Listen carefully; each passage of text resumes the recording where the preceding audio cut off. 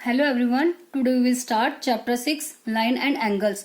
तो स्टूडेंट्स, आज हम लाइन और एंगल से रिलेटेड कंसेप्ट को डिस्कस करेंगे कि इसके अंदर कौन कौन सी बेसिक टर्म्स आती हैं या फिर इसकी डेफिनेशंस के बारे में, लाइन क्या होती है, एंगल्स क्या होते हैं और इनके टाइप्स क्या होते हैं। ठीक है, तो इन सब को आज हम रीड करेंगे। इसके लिए इसी को ही हम आज डिस्कस करेंगे। तो first start with the definition of line. Line क्या होती है? Line is a straight path extended in both directions with no end points. मतलब जो लाइन होती है एक स्ट्रेट पाथ होता है, देखो जैसे ही आपको फिगर में शो हो रहा है, जिसको हम एक्सटेंड कर सकते हैं इन बोथ डायरेक्शन। मतलब लेफ्ट साइड पे भी हम इसको कितना इंक्रीज कर सकते हैं, इस टाइप से कितना भी आप चाहो उसको बढ़ा सकते हो।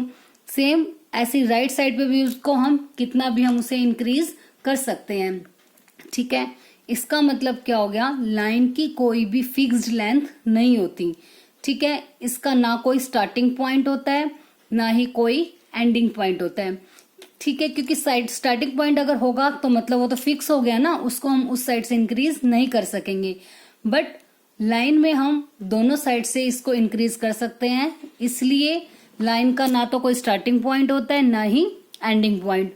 और जो इसकी लेंथ होती है वो इनडेफिनेट होती है, मतलब फिक्स्ड लेंथ नहीं होती।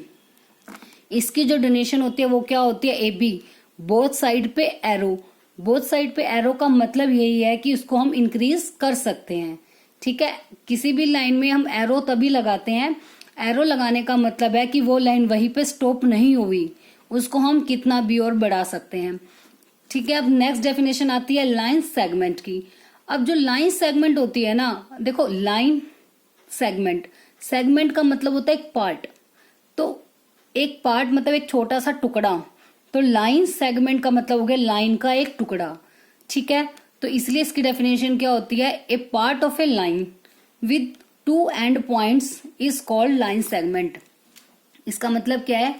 ए पार्ट ऑफ लाइन मतलब एक लाइन का एक पार्ट होगा जिसके दोनों एंड पॉइंट्स, मतलब जिसके दो एंड पॉइंट्स होंगे।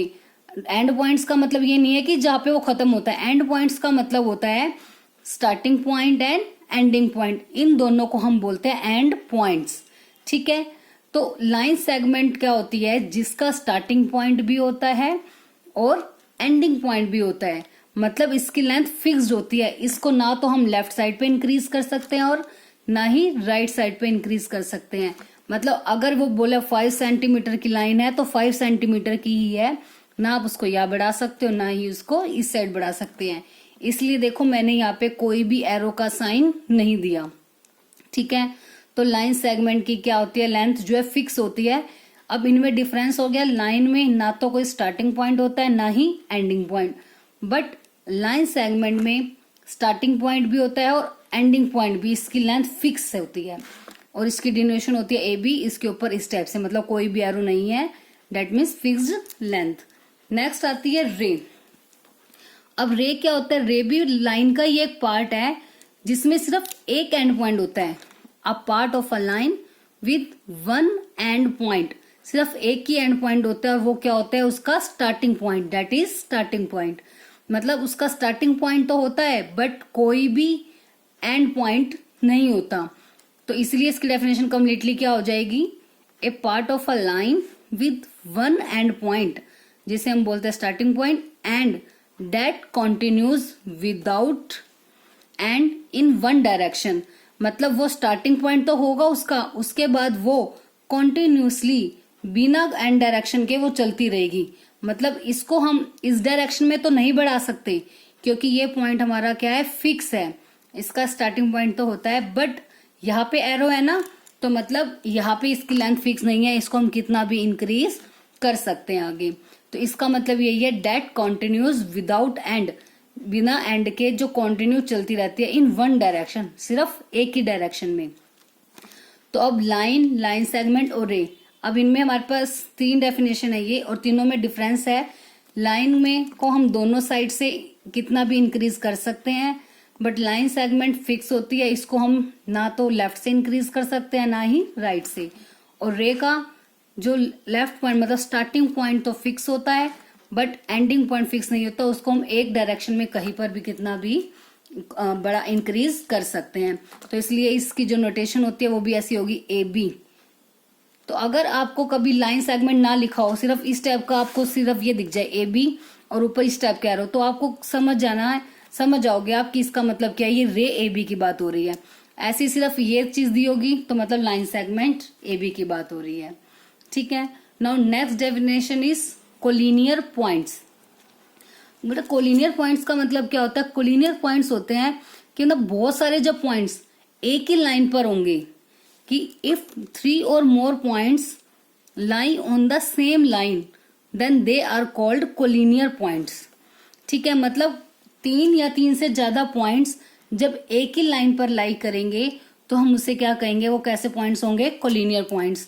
फॉर एग्जाम्पल सपोज ऐसे बहुत सारे पॉइंट्स हैं एक ही सिंगल लाइन में, मतलब जैसे हमने एक लाइन ड्रॉ कर दी, इसी लाइन के ऊपर बहुत सारे पॉइंट्स आ जाएंगे तो उसे हम क्या कहते हैं? Collinear point. मतलब सेम लाइन पर जितने भी पॉइंट्स होंगे उसे हम क्या कहते हैं? Collinear points. नेक्स्ट आती है नॉन कोलिनियर। तो जब कोलिनियर हो गई कि जब पॉइंट एक ही लाइन पर लाई करेंगे उसे कोलिनियर, तो नॉन कोलिनियर का मतलब क्या हो गया? जब पॉइंट्स सेम लाइन पर लाई नहीं करेंगे।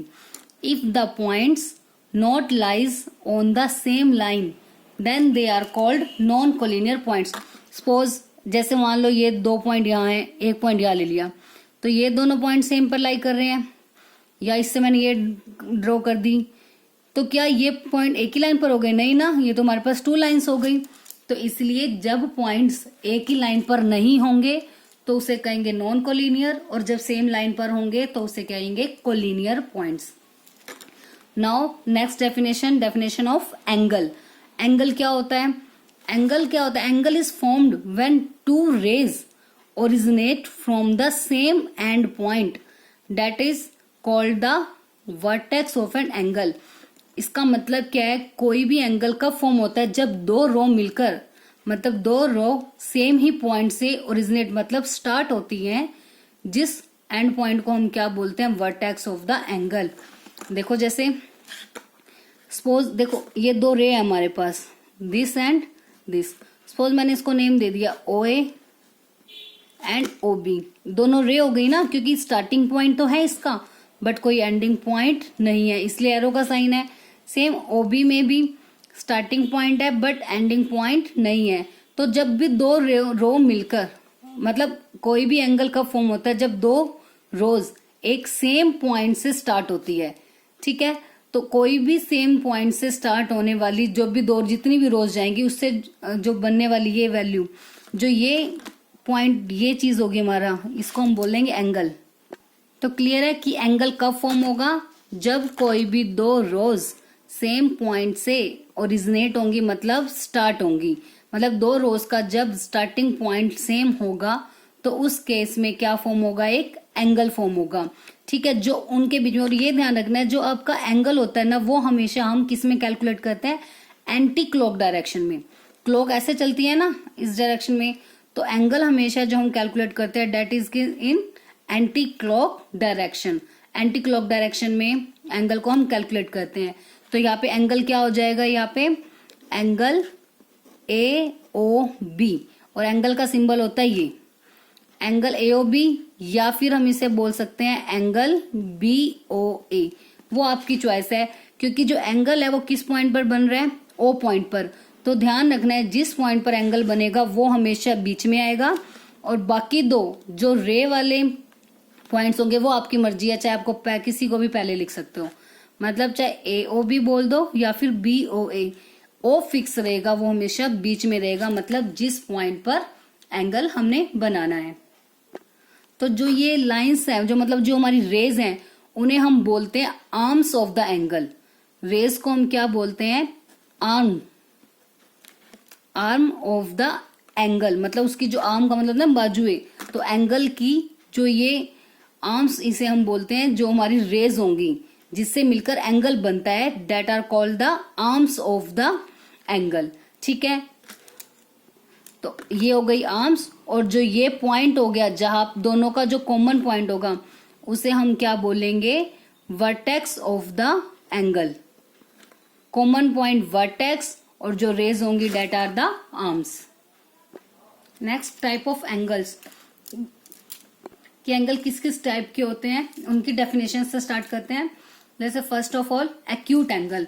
वैसे तो ये सब आपने ऑलरेडी पढ़े हुए भी हैं, बट इसके अलावा कुछ एक्स्ट्रा न्यू थिंग्स भी आज हम सीखेंगे। अब सबसे पहले आते हैं एक्यूट एंगल। एक्यूट एंगल कौन से होते हैं? वो एंगल जिसकी मेजरमेंट 90 से तो कम होती है बट 0 से हमेशा बड़ी, क्योंकि कोई भी एंगल 0 डिग्री, सभी एंगल जो होंगे वो हमेशा 0 डिग्री से ग्रेटर होंगे। 0 डिग्री का कोई भी एंगल नहीं होगा। ठीक है, तो एक्यूट एंगल होते हैं जिसकी मेजरमेंट 0 से तो बड़ी होती है और 90 से छोटी। मतलब आप ये कह सकते हो कि जब angle, this is the symbol of angle that we call it theta, कि जो थीटा है वो लाई करेगा किस किस के बीच में, 0 और 90 के बीच में। मतलब 30, 40, 65, 45, कोई भी एंगल जो भी 90 से छोटा होगा बट 0 से बड़ा, वो कौन से एंगल हो गए? Acute angle. और वो किस टाइप से बनेंगे? इस टाइप की हमारी उसकी फिगर बनेगी एक्यूट एंगल की। ठीक है, राइट एंगल होते हैं जिसकी मेजरमेंट होती है 90 डिग्री, मतलब सिर्फ 90 डिग्री के एंगल को ही हम बोलते हैं कौन सा एंगल? Right angle. और वो हमेशा ऐसे बिल्कुल स्ट्रेट होगा। ऑब्ट्यूज एंगल जिसकी मेजरमेंट 90 से बड़ी होगी और 180 से छोटी।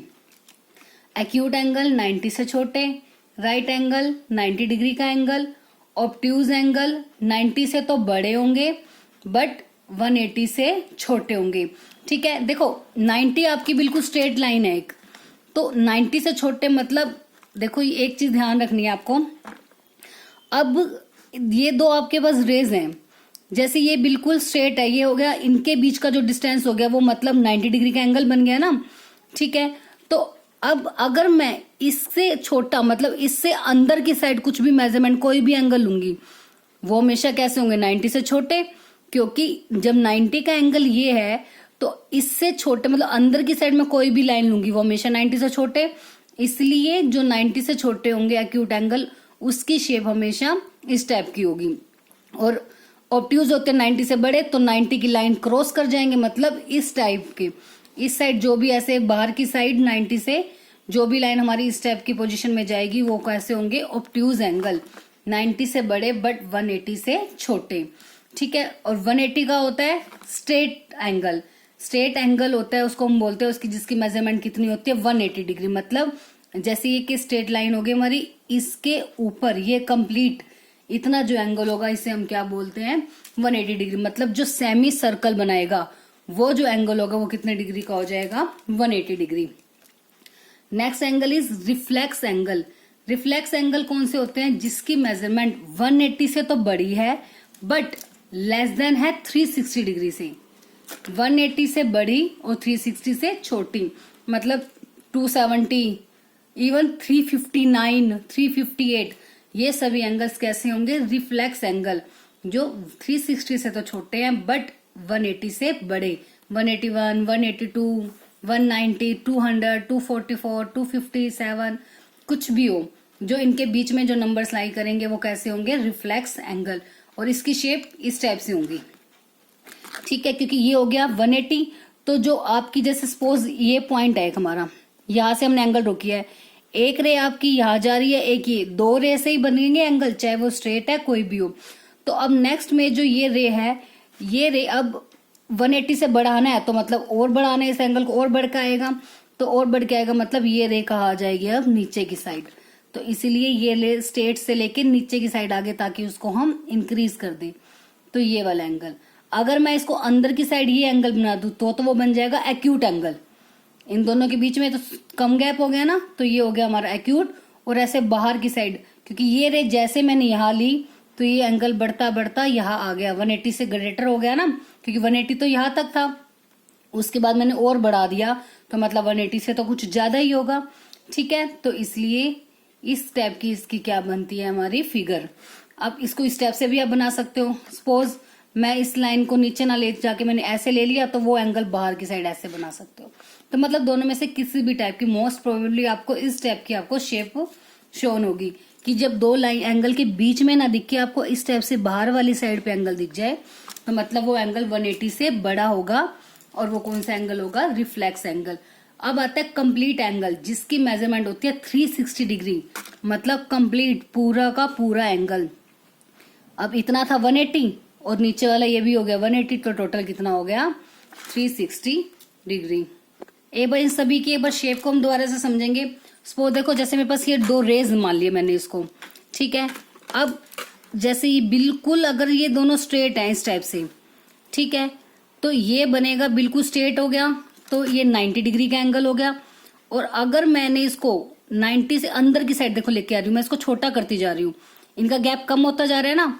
जैसे पहले बिल्कुल सीधा था ये 90 डिग्री का एंगल, अब मैंने अंदर करती गई गैप कम होता गया, मतलब एंगल जितना भी 90 से कैसा होता जाएगा, छोटा। तो 90 से छोटा मतलब ये एक्यूट एंगल, कितना भी हम छोटा कर लें उसको तो हर केस में ये कैसा रहेगा, एक्यूट। और ये अब 90 है तो 90 से कुछ बढ़ा दूं मैं, चाहे 1 डिग्री का, 2 डिग्री, 10, कितना भी बढ़ाते जाएंगे तो वो होते हैं ऑब्ट्यूज। तो स्ट्रेट बिल्कुल सीधा रहेगा 90 डिग्री, अंदर की साइड एक्यूट और 90 से बाहर की साइड ऑब्ट्यूज। स्ट्रेट दो रे हैं, दोनों को ज्वाइन कर दिया तो सेंटर पे जो ये पॉइंट, ये एंगल बनेगा ऊपर वाला, डेट इज कैसा एंगल होगा, स्ट्रेट एंगल, मतलब 180 डिग्री। रिफ्लेक्स एंगल, ये लाइन रे हमारी नीचे की साइड आ जाएगी इस टाइप से। तो इस पे जो ये बाहर वाली साइड ये एंगल मूव होगा, that is the reflex angle.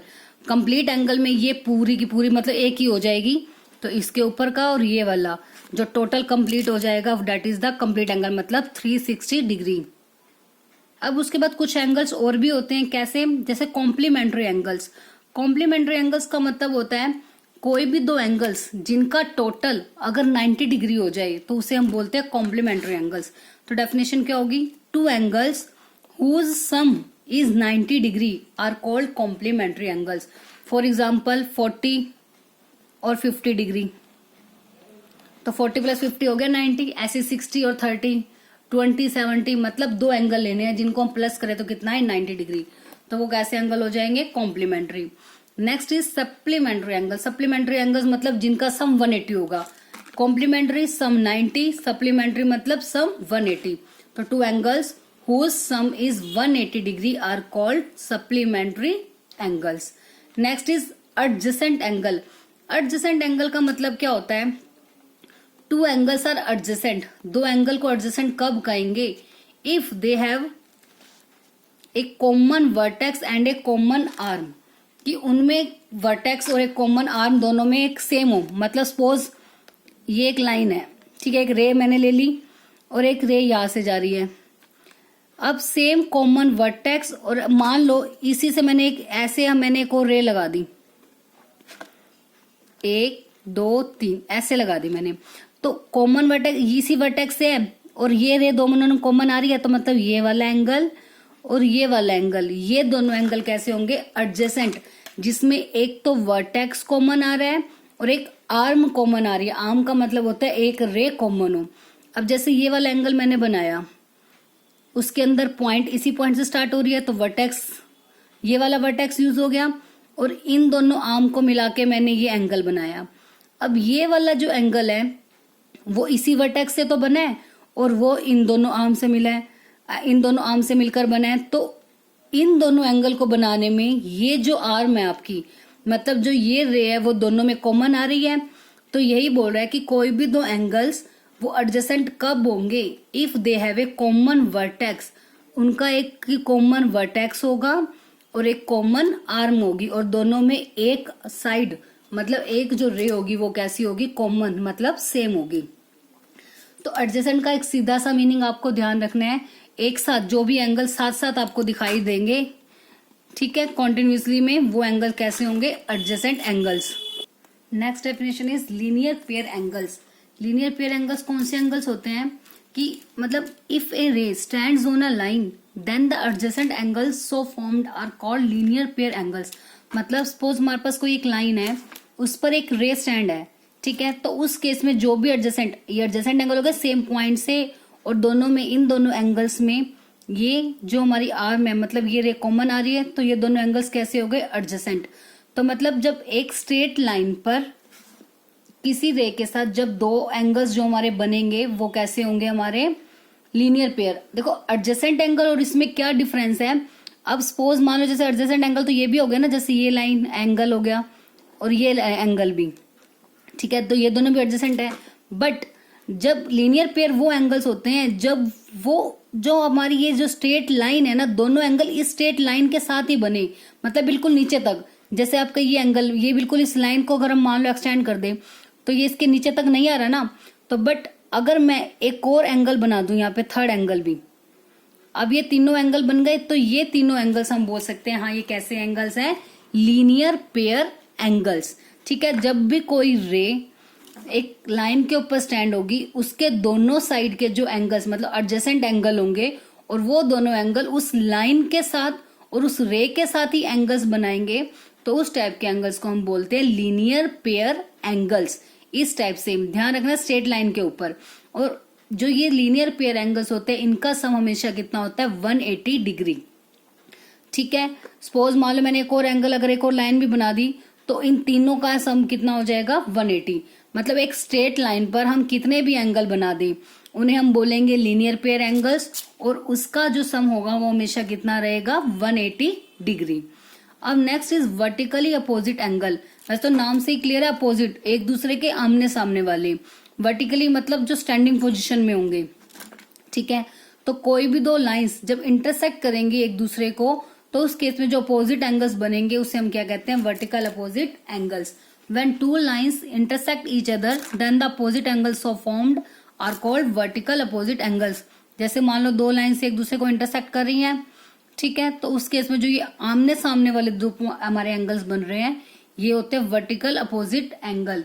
तो एक चीज और याद रखनी है, वर्टिकल अपोजिट एंगल हमेशा इक्वल होते हैं। ये वैसे एक थ्योरम भी आएगी जिसे हम प्रूफ भी करेंगे। तो अभी के लिए बस आपको ध्यान रखना है कि वर्टिकल अपोजिट एंगल कौन से होते हैं, जब भी दो लाइंस एक दूसरे को कट करेंगी तो उसमें एक दूसरे के आमने सामने वाले जो एंगल होंगे वो होंगे वर्टिकल अपोजिट। जैसे ये और ये वर्टिकल, और ऐसे ये वाला एंगल इसके वर्टिकल अपोजिट एंगल हो जाएगा। ठीक है, जो आमने सामने होंगे। नेक्स्ट आते हैं इंटरसेक्टिंग लाइंस। इंटरसेक्टिंग नाम से निकला, इंटरसेक्टिंग मतलब जो एक दूसरे को कट करेंगी। When two lines cut each other at a point then the lines are intersecting lines. जब दो लाइंस एक दूसरे को कट करेंगे तो उसे कैसे कहेंगे, इंटरसेक्टिंग। वो कैसे भी कट कर सकते, ऐसे ले लो, इस टाइप से कट कर जाए, ऐसे जा रही है, मतलब कैसे भी जब दो लाइंस एक दूसरे को एक पॉइंट पे कट करेंगी तो उन्हें हम कैसी लाइंस बोलते हैं, इंटरसेक्टिंग लाइंस। और नॉन इंटरसेक्टिंग मतलब जो एक दूसरे को कट नहीं करेंगी। तो when two lines does not cut each other at any point then the lines are non intersecting lines. यहाँ पे कॉल्ड भी लिख सकते हो, then the lines are called non intersecting lines. मतलब कि जैसे कि हम पैरेलल लाइंस बोल सकते हैं, क्योंकि पैरेलल लाइंस हमें पता है कि कभी भी वो एक दूसरे को कट नहीं करेंगी। आप कितना भी इनको इंक्रीज कर लो, ये इसी डायरेक्शन में चलेंगी और कहीं पर भी जाकर एक दूसरे को कट नहीं करेंगी। ठीक है, तो आज के लिए बस हम इतनी डेफिनेशंस करेंगे। आप ये सभी डेफिनेशंस जो हमने आज इंट्रोडक्शन वाला पार्ट किया है, इसको अच्छे से एक बार पढ़ोगे और इसको अच्छे से समझोगे, ताकि हम आगे जब इसका थ्योरम्स वाले जो एक्सरसाइजेज जब हम स्टार्ट करेंगे तो उसमें आपको कोई भी प्रॉब्लम नहीं होगी। हमारी नेक्स्ट वीडियो में हम एक थ्योरम जो कि वर्टिकल अपोजिट एंगल्स हमेशा इक्वल होते हैं, एक इस थ्योरम को प्रूव करना सीखेंगे और एक्सरसाइज हम उसमें स्टार्ट करेंगे हमारी नेक्स्ट वीडियो में।